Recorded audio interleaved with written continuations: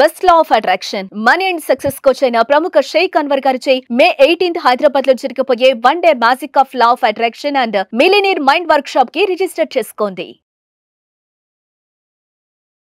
Hello Anwar గారు, ఇంటింటికి law of attraction, ఇంటికి ఒక మిలియనీర్. ప్రీవియస్ వీడియోలో స్టోన్స్ గురించి మీరు చెప్పడం జరిగింది. స్పిరిచువల్ మైండ్ సెట్ నుంచి కనుక మనం మాట్లాడుకోవాలంటే మనలో మనం కనెక్టివిటీ పెరగడానికి, సేమ్ టైం మన బాడీలో తెలియకుండానే కొన్ని పాజిటివ్ ఎనర్జీస్ ఫ్లో అవ్వడానికి స్టోన్స్ బాగా ఉపయోగపడతాయి. అంటే బయట నుంచి వచ్చేటువంటి ఫారెన్ పార్టికల్ దాని మీద పడినా, రేస్ పడినా, లేదంటే కొన్ని లైటింగ్స్లో మనం ఉన్నప్పుడు వాటి మీద పడేటువంటి రేస్ ఏవైతే ఉంటాయో మన బాడీ మీద తెలియనటువంటి ఒక ఎనర్జీని క్రియేట్ తీసుకుని వస్తాయి.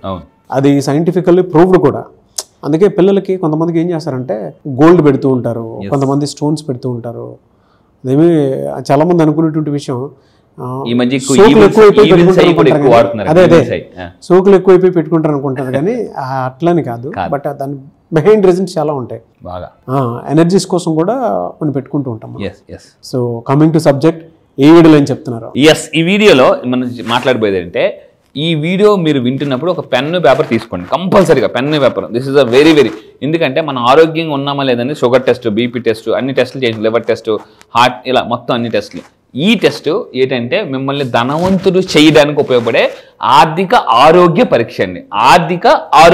ఆర్థికంగా మీరు ఆరోగ్యంగా ఉన్నారా లేదా ఇది ఒక పరీక్ష. బట్ నా రిక్వెస్ట్ ఏంటంటే, మీరు ఈ వీడియో వింటున్నప్పుడు ఒక పెన్ను పేపర్ తీసుకుని స్కోరింగ్ ఇవ్వాలి కంపల్సరీ. చూద్దాం ఏంటది. సో ఇప్పుడు ఈ వీడియో అంతా కూడా ఏంటంటే మీ ఆర్థిక పరిస్థితిని మీరు అంచనా వేసుకోవాలన్నమాట. ఇందుకు ముందుకు చెప్పాను, అనాలిసిస్ చేయకపోతే పెరాలిసిస్ వస్తుంది. మనం అనాలిసిస్ చేసుకోవాలి. అసలు నేను నా యొక్క కండిషన్ ఎలా ఉంది. నేను అందరూ చెప్తాను అనమాట, మీకు ఎప్పుడైనా వీక్నెస్గా ఉందా, ఇమ్మీడియట్గా డాక్టర్ గారి దగ్గరికి వెళ్ళి మెడికల్ టెస్ట్ చేయించుకోవాలి కంపల్సరీగా.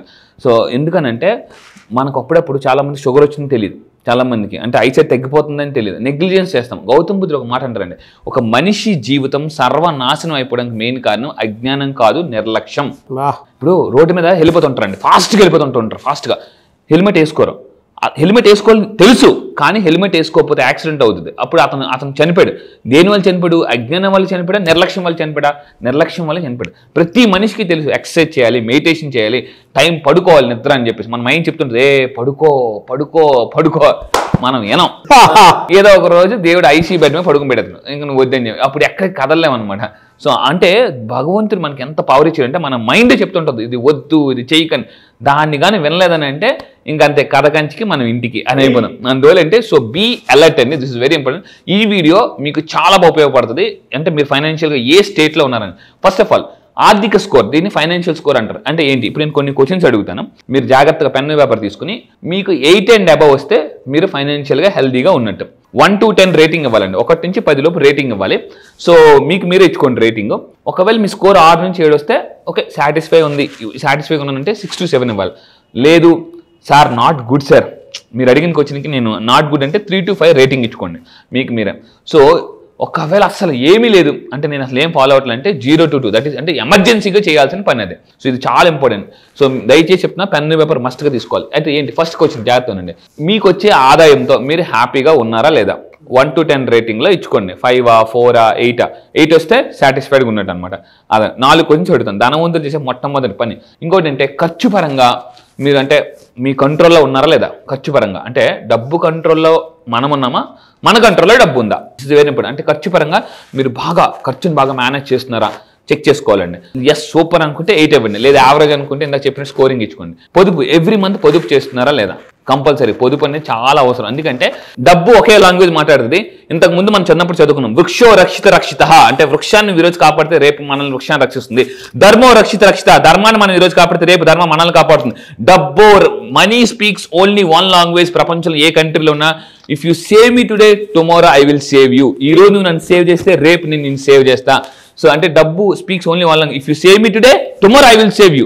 ఈరోజు నువ్వు నన్ను కాపాడుకో, రేపు నేను కాపాడతా అని డబ్బు చెప్పే పవర్ఫుల్ లాంగ్వేజ్ అండి. డబ్బుకి ఒకటే లాంగ్వేజ్ తెలుసు, నన్ను కాపాడితే రేపు నిన్ను కాపాడతా అని చెప్పేసి అనమాట. సో అందువల్ల పొదుపు అనేది చాలా అవసరం అండి. దాని తర్వాత ఎవ్రీ మంత్ మీరు పెట్టుబడి పెడుతున్నారా లేదా? అంటే ఎవ్రీ మంత్ నేను ఏమంటాను, స్టాక్స్, మ్యూచువల్ ఫండ్స్ ఇలాంటి వాటి అన్నింటిలో పెడుతున్నారా లేదా?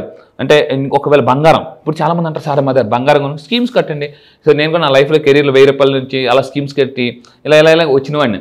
సో అందువల్ల ఏంటంటే ఆదాయం పరంగా సాటిస్ఫైడ్గా ఉన్నారా లేదా, ఖర్చు పరంగా మీ కంట్రోల్లో ఉన్నారా లేదా, పొదుపు ఎవ్రీ మంత్ చేస్తున్నారా, చేయకపోతే అసలు ఏమి చేయట్లేదు, అసలు ఏ పొదుపు లేదు సార్. కొంతమంది ఎలా ఉంటారంటే నా ఫ్రెండ్స్ వాళ్ళందరితో నేను మాట్లాడినప్పుడు 5 years 10 years బట్టి మనీ ఎర్న్ చేస్తున్నారు. ఊరే ఎంత సేవ్ చేశారంటే ఏమి సేవ్ చేయలేదురా, మరి ఏం చేశారు డబ్బు అంటే మనీ గజిని.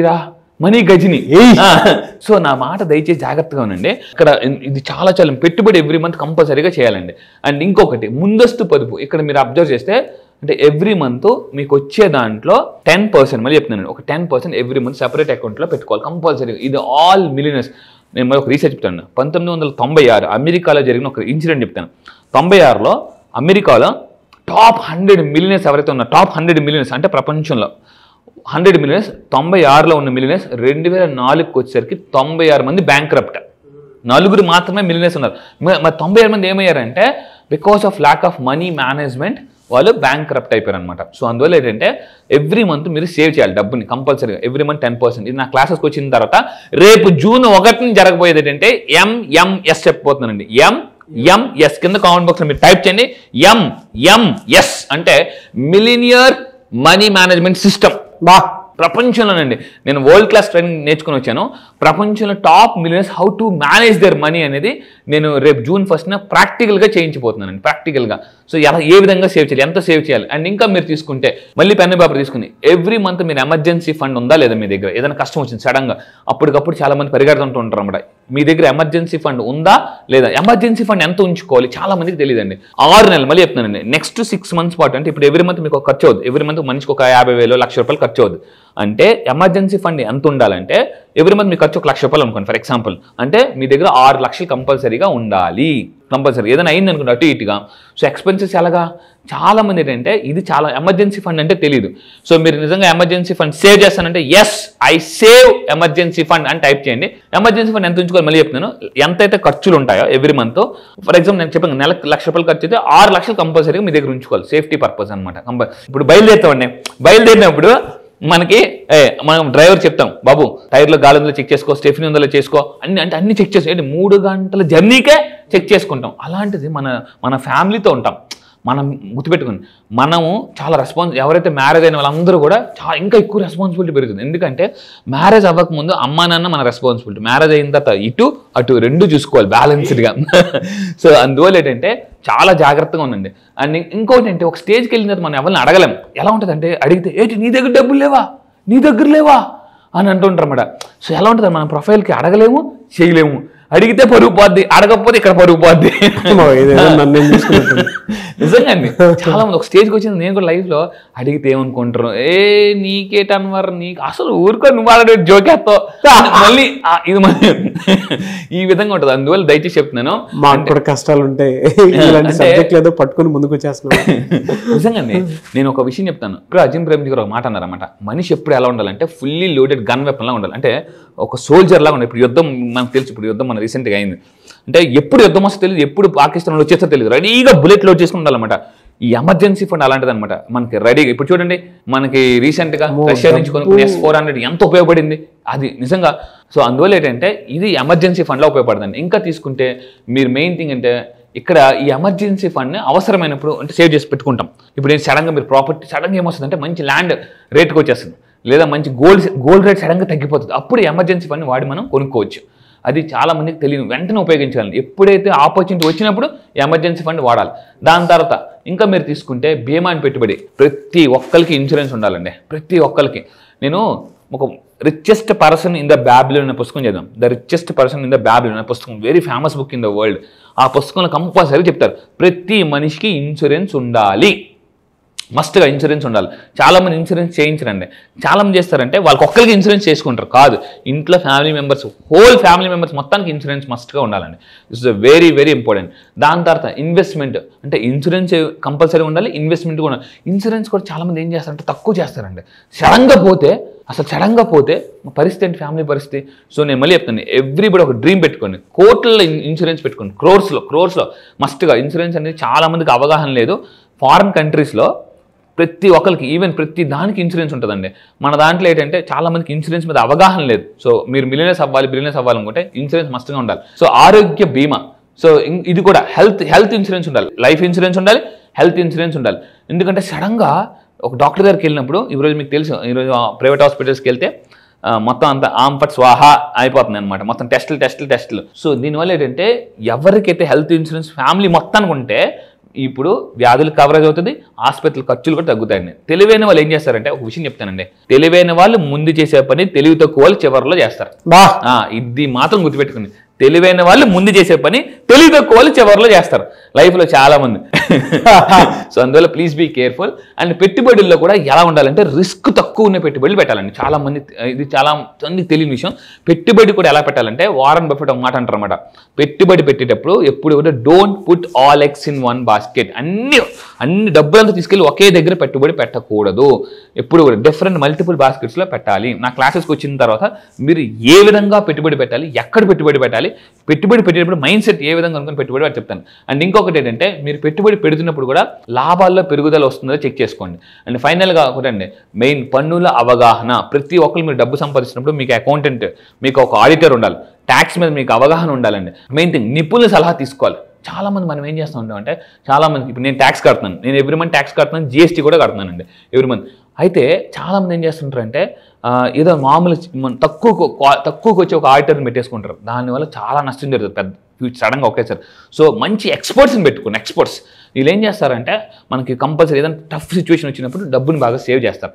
సో చాలామంది వీళ్ళకి డబ్బులు ఇవ్వాలి, అంత ఎందుకు ఇవ్వాలి అని చెప్పేసి నార్మల్ పీపుల్ పెట్టుకుంటారు. సో మీ చుట్టూ ఎంత క్వాలిటీ పీపుల్ ఉంటే మీ లైఫ్ అంత క్వాలిటీగా ఉంటుందండి, స్ట్రెస్ ఫ్రీ ఉంటుంది. సో పన్నుల మీద కూడా చాలా మందికి అవగాహన ఉండాలి.